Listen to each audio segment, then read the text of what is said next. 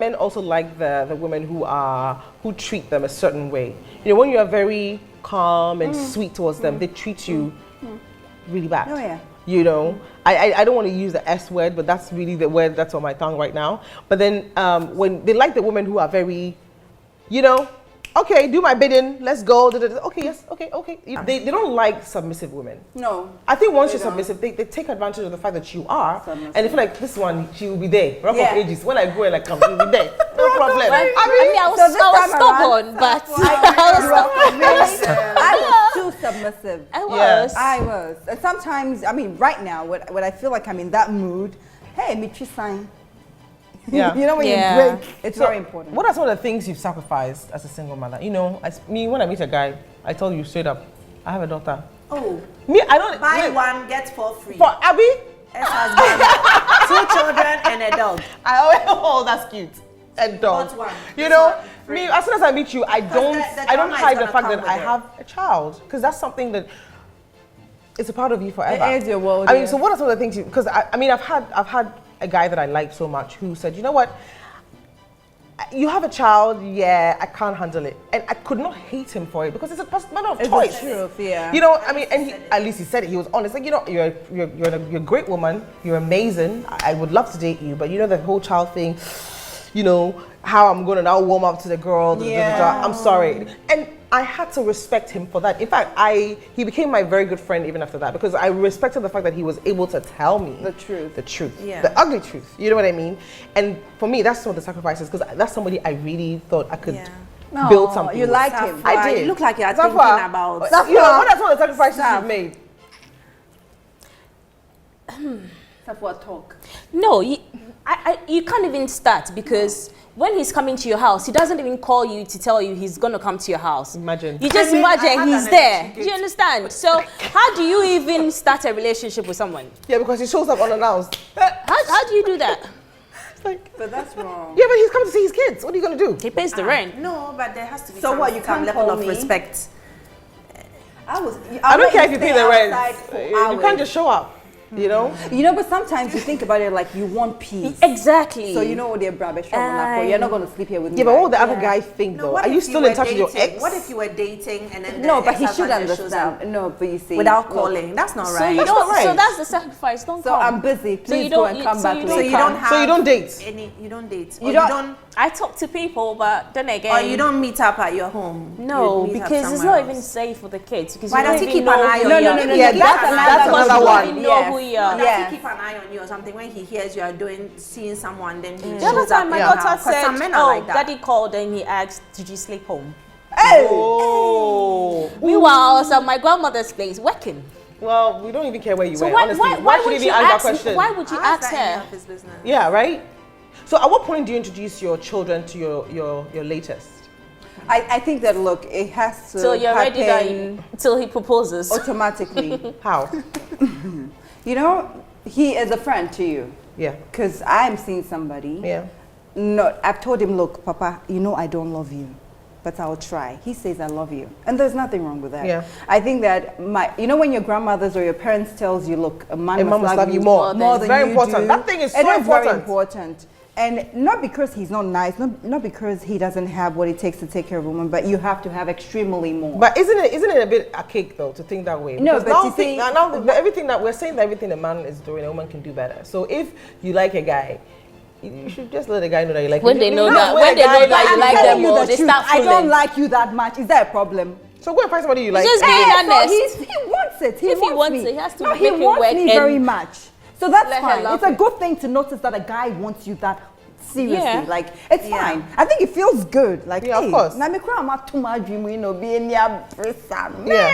Let the game begin. Yeah. So look, I do like him. He's nice. He makes me laugh and all that. Yeah. You know, when you have made a man laugh for so many years and it didn't end up anywhere, it's nonsense. It's time to be selfish. But this time around, he Yeah. is making me laugh. He calls me all the time. He's the one asking me, are you okay? He's concerned when somebody hurts me, he's hurt. He's like, I don't like it when some people hurt you or say things like that. Yeah. I'm like, I'm fine. And then he's like, no, I don't like it. It's nice. It's a good feeling. Yeah. Look, it's about time, ladies. I enjoy life. A man. Okay. So at what point do you introduce? No, that's another one. Enjoy yourself. Enjoy. At what point do you actually say that this is a time? I think does it work with everybody's different, I guess. Because me, I don't do that. I don't introduce until I'm sure. But that's another thing altogether. Because when a child comes out to say, I would love to meet him, it means look, he's ready to embrace somebody or maybe get to know him. Yeah. So I think that's another way. Yeah, but is it good to also let's talk about these things with your girl child? Because I have that problem. You know, because I want to date. I want to meet other people. I want to be happy, and I want to give my child that setting. You know what I mean? Yeah. But then it's always very sensitive for me to introduce whoever, because I've done it before, and it went way south. And the funny thing is, my daughter didn't even like the guy from the beginning, but I did not listen to her because I was like, oh, you don't want me to be happy. In fact, I scolded her for being, because I thought, okay, she was being selfish because of her father, because she wanted me and her father to come back together. She was really advocating for that. But I honestly thought that it was because of that. But then in hindsight, I realized that she really, kids are angels, if you ask me. They see these things. It's difficult to introduce a man to your girl child because you hear all these molesting cases and all that. Yeah, so, God forbid. Yeah, so But I'm not going to leave my child with a man. No, I won't do that. That one, I won't do that. I think that one major mistake that we make as women is thinking that the children don't know that we're going through depression, stress, separation, divorce. The kids all know that. They do. They know it. Maybe they don't vocalize it. Maybe they don't know how to ask it. Like, oh, they know it. Okay. So when you're dating somebody or you're talking on the phone or you're feeling all romantic and loved up, they know it. Yeah. They know it. They will not say it. It's for you to say so that they don't feel like they have to bottle it up. Yeah, so your first daughter was actually okay with that? Yeah, she said, Mommy, it's okay. It's okay. Dylan had to go through this process of seeing a therapist. It was very important in London. He did, and he was asked so many questions. And luckily for me, this is not supposed to be said on TV, but luckily for me, I knew the therapist because I used to go to her. Because when I broke up with his father, with the whole drama of seeing it's like a video. You know when you see something every day, it plays like some. Whatever, maybe at home with Joselyn all the time. That's what exactly it was. And Dylan had the opportunity to actually work with her. Yeah, but Charlie, we don't have therapists and shrinks and stuff in Ghana. No, but you see, works there.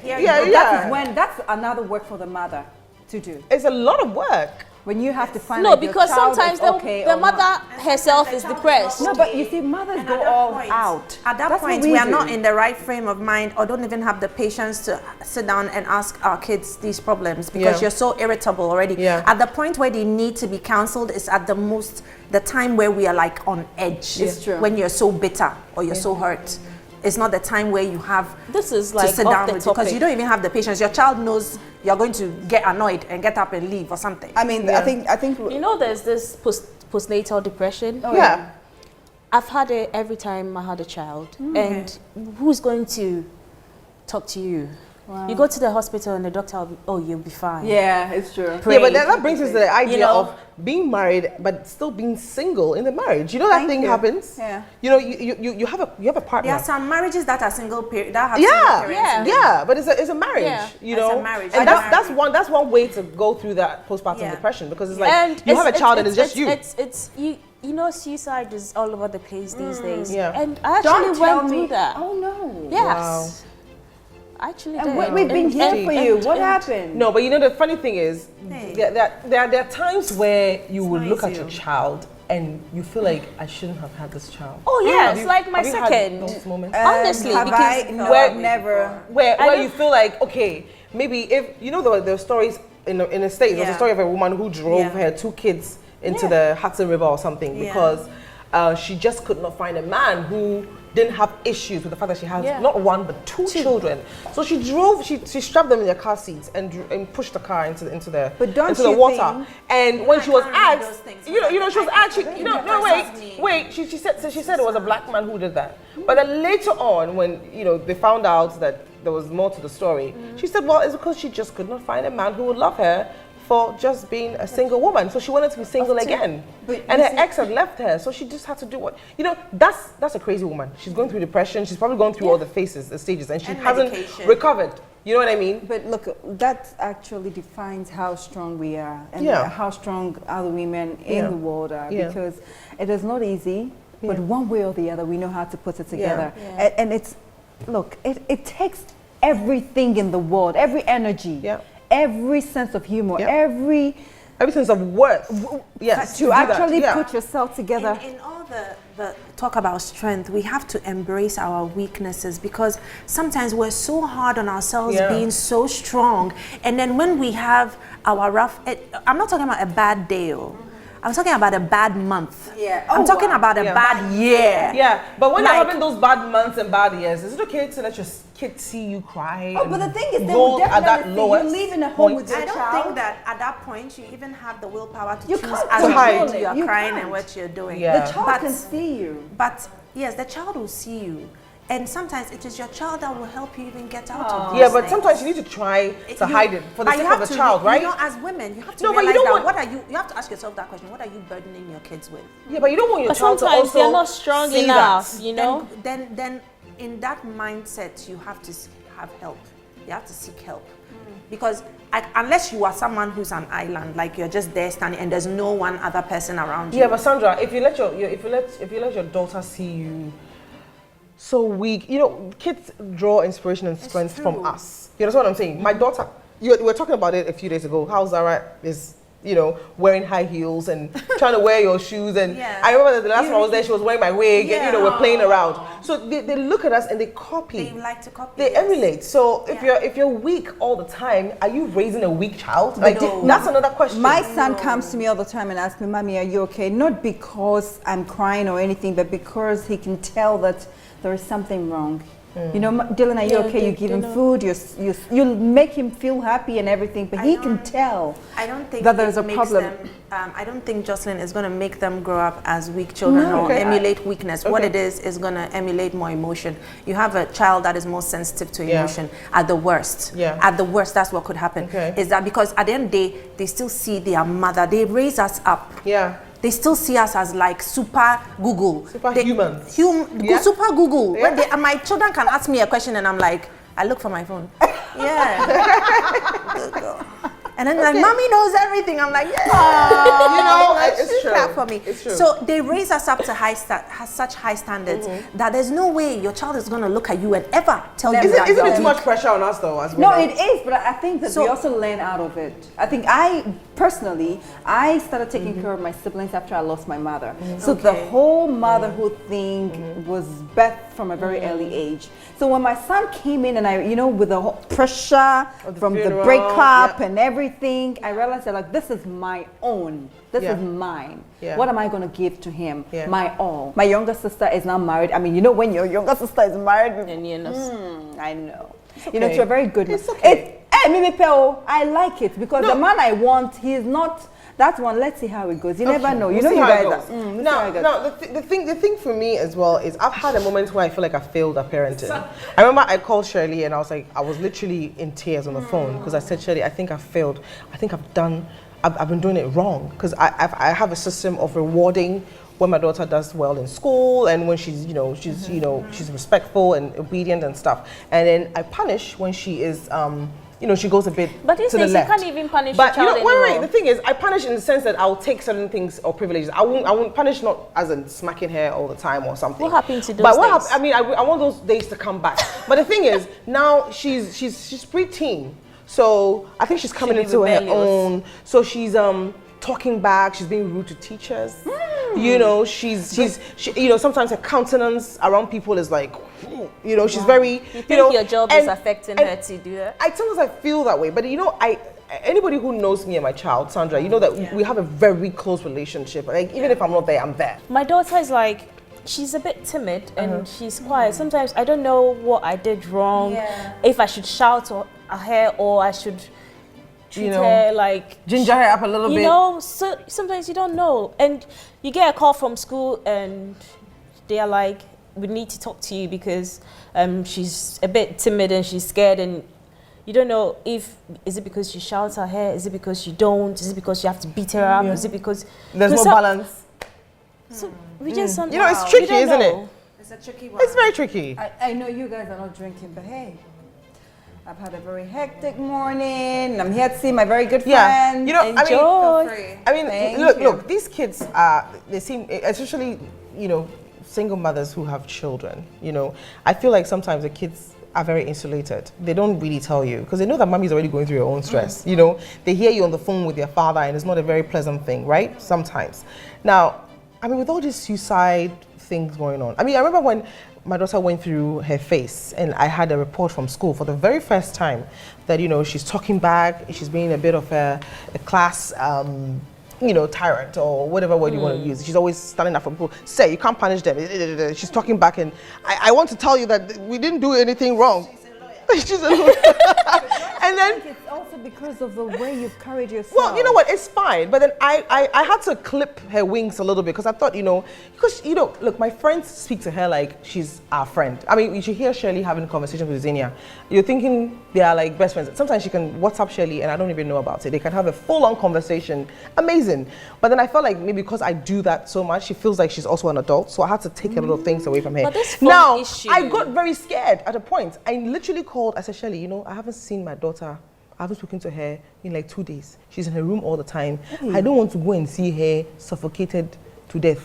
God forbid. Because I feel like she's not telling me anything, and she's insulated. She's a bit of an introvert, you know, and so she's in a room, she's moping around. Mommy doesn't like, because I played the whole guilt card on her. I'm so disappointed in you. Why would you do that to me? And I even cried when I was talking to her. I didn't, you know, I had to make her feel like, don't disrespect your elders, don't talk back to teachers, it's wrong. I disagree. I had to make her feel bad. Like I disagree.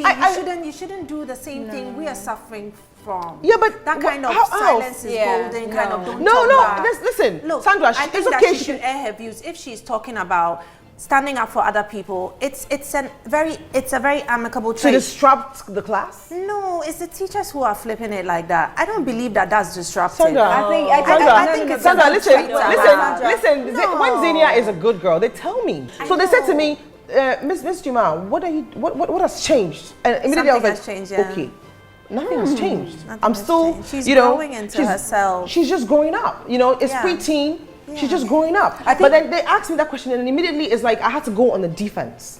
You know, and in my defense, I had to go on her a bit too hard, and that is why I was thinking that she's going to probably think of doing something to herself. You know, because she doesn't know mommy like this. Sometimes I think the teachers are for, like, I had an experience like that. Zara, my daughter, she's so attentive to detail. Guess where she gets that from? Her mom, of course. OCD on details. So she takes her time. In schoolwork, that equals to she's slow. But she does everything above and beyond though. She will answer the question more than what you've even asked her. Yeah. But she takes her time. So when it comes to timed tasks like tests and stuff, she doesn't finish. When it comes to hurry up, finish, she's taking her time. Drawing, art, she's taking her time. Teachers come and tell you that, oh, she's just doing, and then at the end of the report, she's doing well, but she's really slow. She has to speed up. And they used to stress me so much in the sense that I used to stress Zara too. And I'd be like, Zara, you have to hurry up. And then I took a step back and I realized that everything in her life is slow. She eats slow, like a little bird, talks slow. Sweet girl. She's just a sweet, gentle kid. And it's not that she's doing any worse off in school. It's not that her effort grade is anywhere. So you sitting there complaining that my child is slow, let her be slow. Because it's just because it's the curriculum. Obviously, the educational system has its standards. So they have these things they peg you against. And if she's not going with time. But you see, I gave Zara a tough time. It takes a whole village to raise a child. You're not with the child 8 hours of the day. I did the same thing you did. And then I stepped back and I said, let her go. 8 or 12. It's 8 hours different. Yeah, but you're not with the child, so he's the one. They're helping us raise them. So if he's telling you, they're telling you something, there's always. Because I was really thinking about when you asked that question, like when do you feel you failed? Yeah. And then those are the moments that I feel my lowest, when I have to take charge of. And play mother and father. Playing mother and father is so exhausting because it's like flipping the script. Because you can't. How can you be a man how can you play the father? But we have to try at some point to be like hard. We're doing that in our lives. Yeah, but and then we have to try and be feminine. And then in my case, I have a boy and a girl. Yeah. So you see, now we don't even have aunties, grandmothers, the extended family chipping in anymore. No. Like it is when I was growing up. Yeah. I remember the extended household was in vividly. No, forget about the extended household. Back in the days I remember, right? There was North Kanishing those days. I remember there was a little boy crossing the street, and this taxi driver nearly knocked him down. So he parked his car, opened his trunk. There was a cane in the back, and chop, and drove off. And when you go, the little boy cried. I saw it. That's the whole village raising the child. But that's not happening lately, and that's why it's taking a huge toll on single mothers, especially. I don't agree you understand? No, I'm not saying no. I'm not saying that should happen, but I'm just saying that everybody being involved. You know, your auntie will not. I mean, my cousin will not say anything to my daughter if she's going away. Hey, I can't. Hey, that's and that's everybody has that laid back attitude now. Yeah. But back in the day, your aunt living in the house or your aunt, would address an issue right there and then, or even your neighbor. Case of point, a taxi driver. True. Yes, I don't encourage corporal punishment like that. But even then, somebody would sit back and say, "Charlie, responsibility. Someone is responsible to put your exactly." But when you go home, your mother will also beat you because what did you do? And the man lashed you. Yeah.